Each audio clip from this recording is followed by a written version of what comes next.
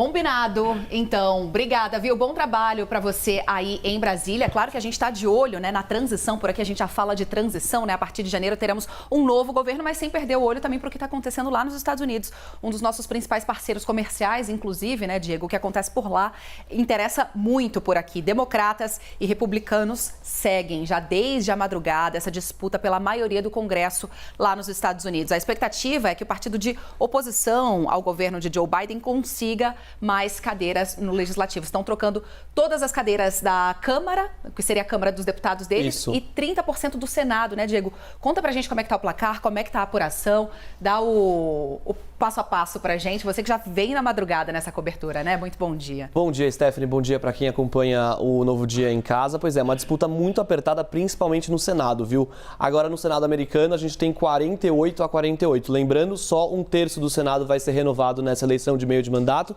mas vai ser renovado toda a Câmara dos Deputados, que lá é chamada de Casa dos Representantes.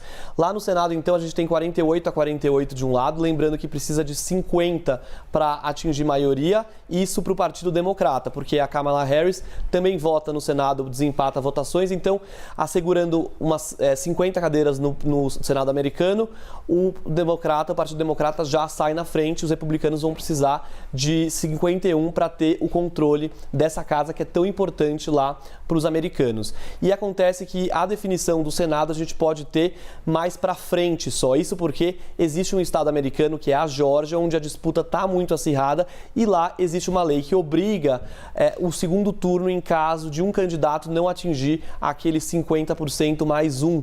Então, o que deve acontecer na Geórgia agora é que os dois candidatos ao Senado de lá, o Raphael Warnock e o Herschel Walker, que é um republicano, o Rafael é um democrata, eles devem disputar o segundo turno juntos e isso só deve acontecer lá para o começo de dezembro, daqui mais ou menos umas 4 semanas. Mas a gente tem outras corridas apertadas também no Senado americano que podem redesenhar ali a governabilidade de Joe Biden pelos próximos 2 anos. Então eu falava da Geórgia, é uma corrida muito apertada, mas também no Arizona, em Nevada e no Wisconsin são corridas também muito apertadas agora, só que são alguns desses estados ainda estão um pouco mais atrás na apuração por causa também do fuso horário. Eles estão ainda, por exemplo, tem aqui estado com 80% das urnas. Na Geórgia a gente já tem mais de 96% das urnas apuradas e mostrando uma vantagem muito pequena do senador, do candidato democrata em relação ao republicano. 18 mil votos separam eles. Agora, Diego, havia uma expectativa, a gente que acompanha, né, mais à distância, você mais especializado talvez possa dizer melhor.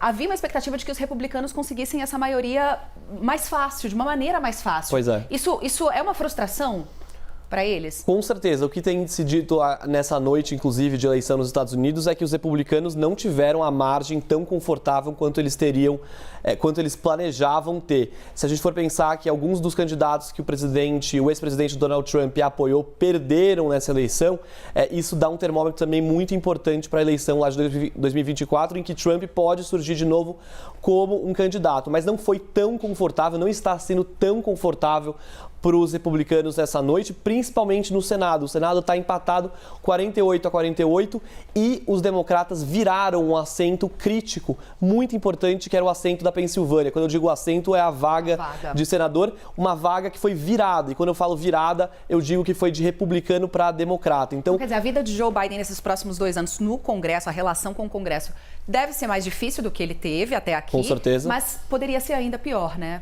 Poderia ser pior. Ainda não está tão ruim. Ainda não. Poderia ser pior se ele perdesse o controle das 2 casas. O que acontece normalmente é que o presidente perde o controle de uma delas. Então, o que a gente vê agora é a disputa na Casa dos Representantes. A gente tem na Casa dos Representantes uma diferença de 20.